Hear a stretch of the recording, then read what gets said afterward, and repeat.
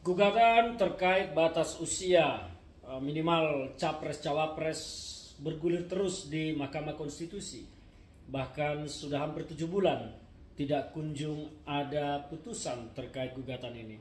Gugatan ini pertama diajukan oleh PSI, kemudian oleh Garuda, Partai Garuda, dan kemudian oleh beberapa kepala daerah. Dan sampai saat ini belum ada putusan terkait dengan gugatan ini. Aneh dan janggal. Sepertinya Mahkamah Konstitusi mulai masuk bermain politik.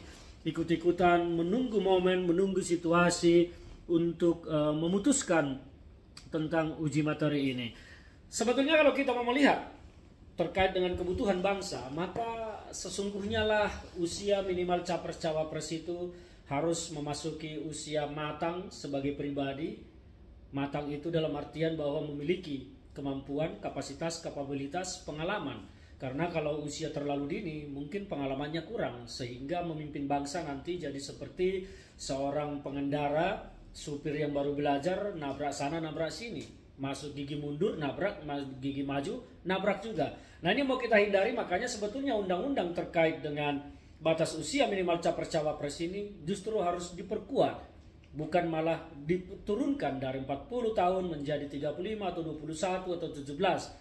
Tetapi justru harus dinaikkan menjadi minimal 45 tahun, karena disitulah seseorang kita anggap telah memasuki usia yang matang, tentu punya pengalaman. Kalau kita hitung dari usia lulus sekolah, mungkin di situ dia sudah punya pengalaman. Jadi Mahkamah Konstitusi saya berharap tidak mengulur-ulur waktu tentang batas usia ini. Jangan bermanuver, ikut-ikutan bermanuver politik dan bermain politik. Lihat kepentingan bangsa jauh lebih besar daripada kepentingan siapapun di negara ini. Bahwa usia calon presiden, calon wakil presiden justru harus diperkuat semakin matang, supaya negara kita tidak dipimpin oleh anak-anak muda yang belum punya pengalaman, yang ujung-ujungnya nanti menyeret kita ke situasi yang tidak baik. Saya sekali lagi mendesak Mahkamah Konstitusi untuk segera memutuskan dan menolak semua gugatan terkait perubahan usia capres-cawapres. Kalau mau ya diperkuat, ditambah usianya menjadi 45, memasuki usia yang matang bagi seseorang.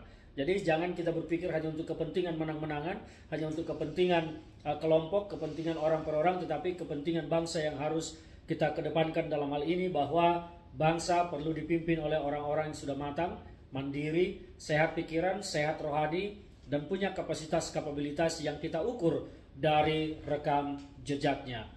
Terima kasih, salam dari saya, Ferdinand Huta Hayan.